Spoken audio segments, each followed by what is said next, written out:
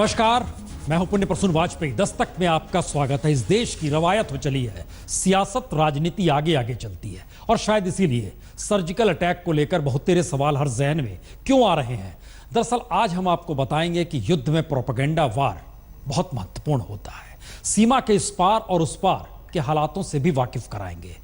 ले चलेंगे आपको उन गलियों में भी जहां पर कहते हैं टेरर के कैंप लगते हैं और बहुत सारी स्थितियों के बीच संसद का सत्र बुलाकर भी नवाज शरीफ फेल सरीखे क्यों लगते हैं। और युद्ध की मुनादी लगता है हवा में घुल रही है, लेकिन लोगों को लगता है जिंदगी कट नहीं रही। युद्ध के माहौल के बीच भी घर लौटते हैं फसल काटने के लिए। इन हालातों के बीच एक आवाज यह भी आती है कि अब लखनऊ में रावण दहन करने प्रधानमंत्री मोदी जाएंगे। ये सियासत है क्या? हंगामा इस बात को लेकर भी है। राजनाथ सिंह जो भटक रहे हैं कश्मीर से लेकर इसके बाद पंजाब, गुजरात, राजस्थान, हर जगह जाएंगे, आकलन करेंगे। वो हो सकता है यूपी में आने वाले दौर में चुनाव में नेता के तौर पर सामने आ जाए, यानी सीएम के दावेदार के तौर पर उभर आए। सियासत आगे चलती है, लेकिन हम बात आज देश की करेंगे और देश के मद्देनजर एक सवाल यह है कि भारत हमको जान से प्यारा है। इस शब्द को जहन में रखिएगा शुरू से लेकर अंत तक। इस बात का जिक्र हम जरूर करेंगे। यह सवाल बार बार आता है कि पाकिस्तान को लेकर क्या यही मान लिया जाए कि पड़ोसी है।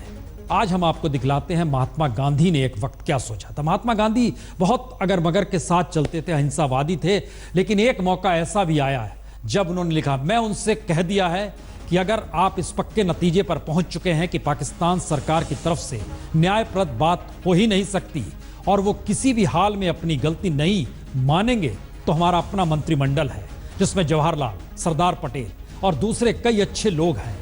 अगर ये सभी इस नतीजे पर पहुंचते हैं कि पाकिस्तान सरकार को बेजा हरकत करने से रोक नहीं सकते, तो अंतिम रास्ता यही बचता है कि वे युद्ध में उतरे। और महात्मा गांधी के वाग्मय खंड 96 में इसको आप पढ़ सकते हैं। इस कोट को 26 सितंबर 1947 को कश्मीर में जब कबीलाई के तौर पर पाकिस्तानी सेना पहुंची थी और उसके बाद के हालात जो थे, जिस दर्जे में थे, उसको लेकर बेहद चिंतित थे। हालांकि कश्मीर की यात्रा महात्मा गांधी ने 1 अगस्त 1947 को की थी। लाहौर के रास्ते से वो पहुंचे थे कश्मीर और बड़ा अच्छा जिक्र उन्होंने किया था जब वो बंगाल पहुंचे थे। वहां पर पहुंच के कि स्थिति देखनी हो तो हिंदू मुस्लिम किस रूप में एका तौर पे रहते हैं वो कश्मीर से सीखी है। शेख अब्दुल्ला की तारीफ की थी। बहरहाल, लेकिन जिक्र आज दूसरा है। आइए पहले आपको अपने वार रूम के जरिए जरा समझा दें कि दरअसल किस तरीके से लाइन ऑफ कंट्रोल के इस पार उस पार कौन कौन सी स्थितियां हैं, कौन कौन से पॉइंट हैं।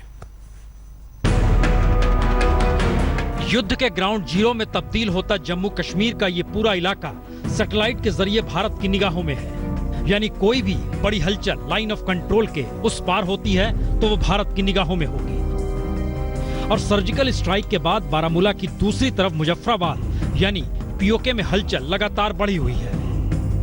नक्शे पर बारामूला से सटा दिखाई देने वाला मुजफ्फराबाद दरअसल 123 किलोमीटर की दूरी पर है और दोनों इलाकों के बीच बहती झेलम नदी का सच यही कि अगर इसके किनारे चलते चला जाए तो कोई भी पीओके से बारामूला या फिर बारामूला से पीओके पहुंच सकता है। और झेलम नदी बारामूला से उड़ी और श्रीनगर दोनों जगहों से गुजरती है। पूरा इलाका सेब के बागान, चिनार, देवदार के जंगलों से पटा पड़ा है।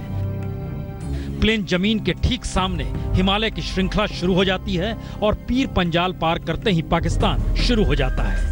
भारत के लिए पूरा इलाका इसलिए दुर्गम है क्योंकि प्लेन जमीन तो भारत के पास है, लेकिन पहाड़ और पहाड़ों के पार पाकिस्तान के कब्जे वाला कश्मीर है। यानी 1948 में जब पाकिस्तानी सेना ने हमला किया था तब भारतीय सेना ने पाकिस्तानी सेना को इस इलाके में ही खदेड़ा था और 1948 में भी युद्ध का केंद्र बारामूला ही था। और तभी जो लाइन ऑफ कंट्रोल खींची गई उसमें पाकिस्तान के कब्जे वाले कश्मीर पहाड़ के पार हो गए। और यह सिचुएशन पाकिस्तान के लिए इसलिए अनुकूल होती चली गई क्योंकि वो स्टैंड ऑफ सिचुएशन में भारत के इलाकों में इस जगह पर फायरिंग कर सकता है।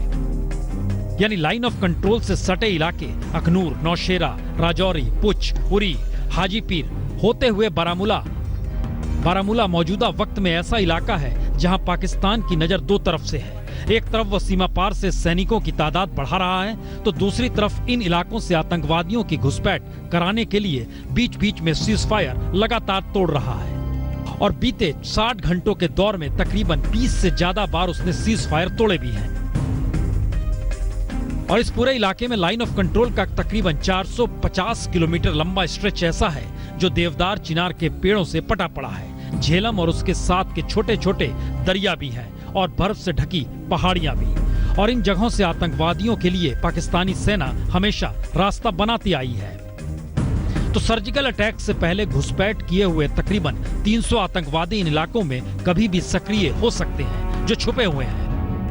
हालांकि पाकिस्तान के पंजाब का सियालकोट ऐसा शहर जहां से पाकिस्तानी सेना जम्मू, सांभा और पठानकोट तक के इलाके में अपनी हरकत में ले सकती है, लेकिन पहली बार भारत ने इस सीमा पर भी जबरदस्त चौकसी न सिर्फ बढ़ाई है बल्कि स्ट्रेटेजिक तौर पर सियालकोट और गुजरावाला तक को निशाने पर ले लिया है। पीओके, पाकिस्तान के कब्जे वाला कश्मीर। बहुत कम भारतीय कैमरा टीम या पत्रकारों की टीम है जो पीओके गई है। आज तक की टीम उनमें से एक है। मुशर्रफ का दौर, उस दौर की स्थितियों के साथ अब की परिस्थितियों में कहीं भी बहुत अंतर नहीं आया है पाकिस्तान के कब्जे वाले कश्मीर में।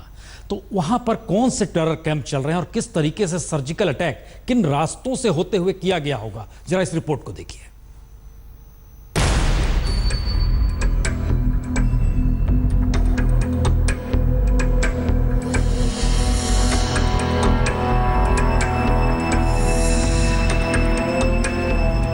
लाइन ऑफ कंट्रोल पार कर तकरीबन 38 किलोमीटर बाद मुजफ्फराबाद की सीमा शुरू होती है और नीलम और झेलम नदी के समानांतर मुजफ्फराबाद जाती ये सड़क बहुत साफ बताती है कि इन इलाकों में किस तरह लोग रहते हैं। और जिस झेलम के आसरे आतंकवादी भारत की सरहद में घुसते हैं, उसी झेलम किनारे आतंकवादियों के कैंप भी चलते हैं। हालांकि मुजफ्फराबाद के ठीक बाहर का ये इलाका लाइन ऑफ कंट्रोल से करीब 25 किलोमीटर दूर है और आज तक की टीम जनरल मुशर्रफ के दौर में पीओके पहुंची थी। भारत और पाकिस्तान के बीच अभी तक सीधी वार्ता शुरू न होने के कारण यहाँ के लोग निराश तो हैं, लेकिन सीज फायर के बाद से सीमावर्ती इलाकों में जो फायरिंग बंद हुई है, उससे लोगों में खुशी है कि कम से कम उनकी आवाजाही बढ़ गई है। तब की यह तस्वीर साफ बताती है कि आतंकवादी कैसे इस पूरे इलाके में न सिर्फ कैंप में रहते हैं बल्कि झेलम किनारे की जमीन पर ट्रेनिंग कैंप भी चलाते हैं।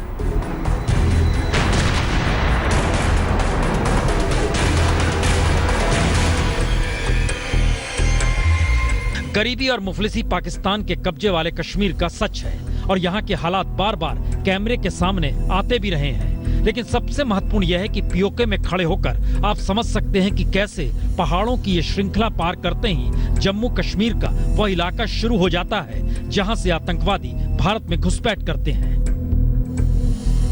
क्योंकि ये उस बाग शहर के पीछे है, कभी तरफ पीरगंजी है, उसकी कभी तरफ कोठी है और इस तरफ ये जो आपका उड़ी का साइड और श्रीनगर के साथ साथ बर्फानी पहाड़ पीर पंजाल बोलते हैं इसको।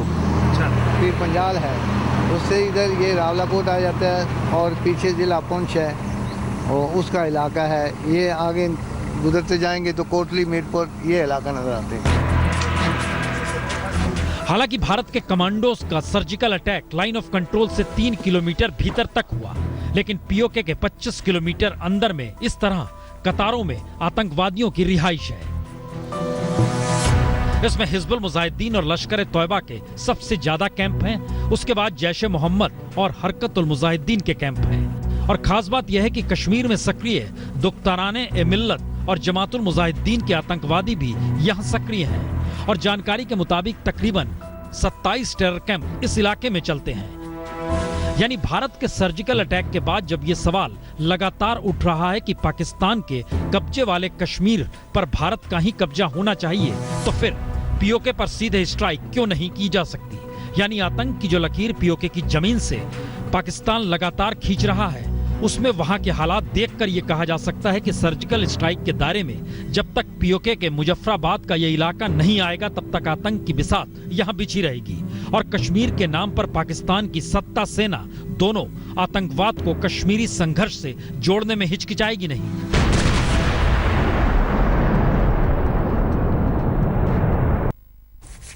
कश्मीर का आतंक क्या वाकई आजादी और संघर्ष के साथ जोड़ा जा सकता है? यकीनन ये दूभर सवाल है, लेकिन पाकिस्तान की संसद में बाकायदा ये प्रस्ताव पास किया गया। स्टेट पॉलिसी आतंकवाद है। कश्मीर के मद्देनजर टेररिज्म को पाकिस्तान साथ लेकर चलता है। खुला नजारा आज संसद के विशेष सत्र में नजर आया।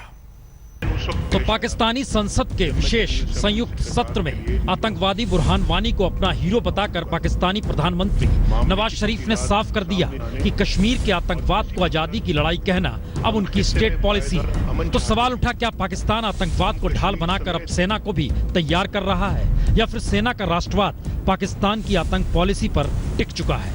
क्योंकि उरी हमले को भी नवाज शरीफ ने खारिज किया और 28 सितंबर को सर्जिकल अटैक पर खामोशी बरत एलओसी पर सिर्फ फायरिंग का ही जिक्र किया।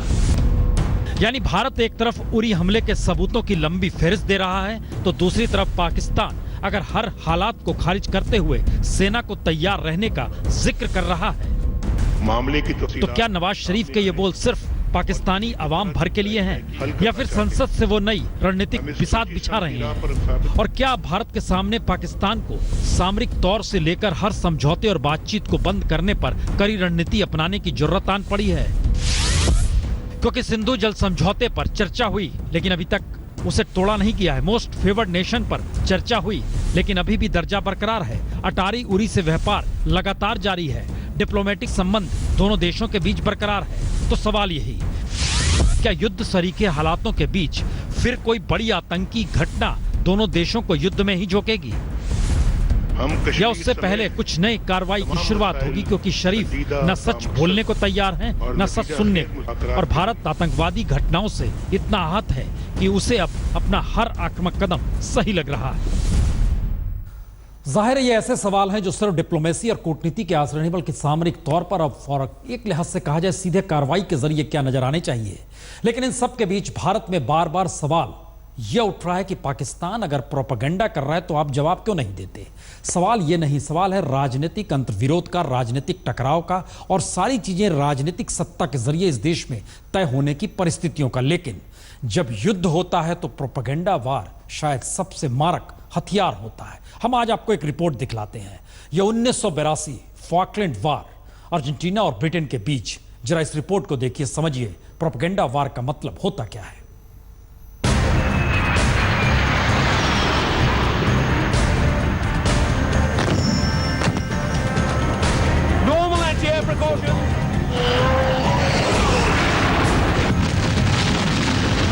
अर्जेंटीना के वारशिप ARA जनरल बेलग्रानो के डूबने की यह ऐतिहासिक तस्वीर फॉकलैंड युद्ध के दौरान की है। और इस युद्धपोत को ब्रिटिश सेना ने तभी मार गिराया जब अपने प्रोपेगेंडा वार से अर्जेंटीना को मजबूर कर दिया कि वो अपने देश में सफाई दे कि युद्धपोत डूबा तो नहीं है, वह सुरक्षित है। और जैसे ही ब्रिटिश प्रोपेगेंडा वार में अर्जेंटीना फंसा, वैसे ही ब्रिटिश सेना ने युद्धपोत को निशाने पर ले लिया।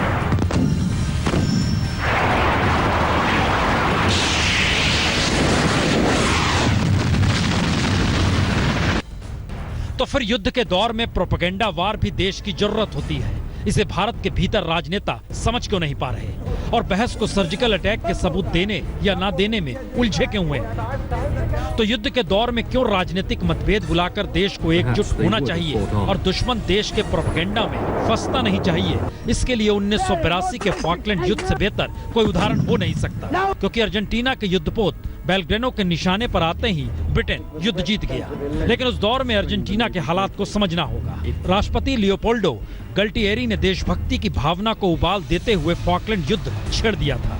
हालात ब्रिटेन के भी अच्छे नहीं थे और फॉकलैंड युद्ध जीतना लेकिन तब मार्गरेट थैचर के लिए जीने मरने का सवाल था। युद्ध में ब्रिटेन का पलड़ा भारी था और इसी बीच ब्रिटेन ने प्रोपेगेंडा किया अर्जेंटीना का सबसे शक्तिशाली वारशिप ARA जनरल बेलग्रानो को निशाना बना दिया गया है। अर्जेंटीना इससे इनकार करते रहा, लेकिन ब्रिटेन ने पूरी शिद्दत से इसे प्रचारित किया और अपनी साख बचाने की कोशिश में अर्जेंटीना ने दो टूक जब बतलाया कि बेलग्रानो युद्ध में कहां, कैसे और कितनी तैयारी के साथ खड़ा है, तो इस जानकारी आने के चंद घंटों में बेलग्रानो को वास्तव में निशाना बना दिया गया। जबकि 9 दिन पहले ही ब्रिटेन में स्विस एम्बेसी के जरिए साफ कर दिया गया था कि वो मिलिट्री एक्शन के लिए 2000 माइल का एक्सक्लूजन जोन को नहीं मानेगा। प्रोपेगेंडा का खेल ब्रिटेन ने भी अपनी आर्मी में शामिल गोरखा बटालियन के आश्रय भी उस दौर में खूब खेला। ब्रिटिश आर्मी ने गोरखा बटालियन के बारे में प्रोपेगेंडा किया कि इसमें शामिल जवान अपनी खुरखी के जरिए विरोधियों के सिर काट देते हैं और उनका खून पी लेते हैं। प्रोपेगेंडा का असर इतना हुआ कि अर्जेंटीना की सेना में शामिल कई जवान गोरखा जवानों से डरते रहे। वैसे फॉकलैंड युद्ध के दौरान बैकफुट पर पहुंची अर्जेंटीना में भी प्रोपेगेंडा किया। बेलग्रेनो के डूबने के बाद अर्जेंटीना सेना ने बकायदा बयान जारी करके कहा 2 मई 1982 को बेलग्रेनो पर ब्रिटिश पनडुब्बी ने हमला किया जिसमें 1042 लोग मारे गए, जबकि सच यही था इसमें 350 के करीब लोग मारे गए थे। लेकिन बड़ी संख्या बताकर अर्जेंटीना ने ब्रिटेन पर भी दबाव बनाया था और अंतर्राष्ट्रीय समुदाय में भी जताने की कोशिश की थी कि नियमों को ताक पर रखकर कई लोगों की जान ली गई। लेकिन इन हालातों का आकलन करते वक्त ये समझना जरूरी है, युद्ध में सब जायज होता है, लेकिन युद्ध ना हो और युद्धोन्माद हो तो फिर कुछ भी जायज नहीं होता। युद्ध में वाकई सब कुछ जायज होता है। इराक को लेकर, ईरान को लेकर, अफगानिस्तान को लेकर अमेरिका ने किस रूप में कैसी कार्रवाई की, किसी से छुपा नहीं है। लेकिन सवाल यही है कि हम एक तरफ युद्ध का जिक्र करते हैं और दूसरी तरफ युद्धोन्माद में देश जिन स्थितियों को जी रहा है उसमें बार बार सियासत सामने आकर खड़ी हो जाती है। लीजिए आपको लिए चलते हैं अब सीमावर्ती गांव में, जहां पर जिंदगी वापस लौट रही है। तो घाटी की सड़कों पर ट्रैफिक पहले जैसा भले ना हो, बाजारों में रौनक पहले जैसी भले ना हो, लेकिन अब पत्थरबाज नहीं है, उपद्रव नहीं है, हंगामा नहीं है और पंजाब के बॉर्डर पर बसे गांव जहां हफ्ते भर पहले युद्ध की मुनादी थी और जिसके चलते 10 किलोमीटर के दायरे में बसे हर गांव को खाली करा लिया गया था, वहां अब लोग वापस लौटने लगे हैं। तो हालात सुधर रहे हैं या फिर जिंदगी की मुश्किलें युद्ध की चौखट पर लाकर खड़ी कर दे रही है, हो जो भी, क्योंकि पंजाब के सीमावर्ती गांव में धान की फसल तैयार खड़ी है और किसानों को डर है कि युद्ध सरीखे हालात अगर बन गए तो खेती चौपट होगी, खाने के लाले पड़ेंगे। तो मुश्किल हालात के बीच भी किसान अब गांव लौटे हैं, अपने गांव, अपने घर। ना कुछ बात नहीं, इधर तो बहुत माहौल सही है। अब आपको रात में डर तो नहीं लगता कि फायरिंग हो जाएगी या कुछ हो जाएगी? कोई डर नहीं लगता। तो और वक्त बीत रहा है तो पंजाब के किसान राहत महसूस कर रहे हैं कि युद्ध नहीं होगा। वहीं दूसरी तरफ घाटी में धीरे धीरे पटरी पर लौटती जिंदगी उम्मीद जगा रही है और इस उम्मीद का ऐसे टेस्ट पत्थरबाजी की कम होती घटनाओं से भी हो रहा है। जी, जिंदगी लौट रही है, मुश्किल हालात हैं, गर्माहट लाइन ऑफ कंट्रोल से लेकर दिल्ली तक है, लेकिन बावजूद जिंदगी जीनी है। चलिए, हमने पीछे लिखा भारत हमको जान से प्यारा, एक फिल्म आई थी रोजा।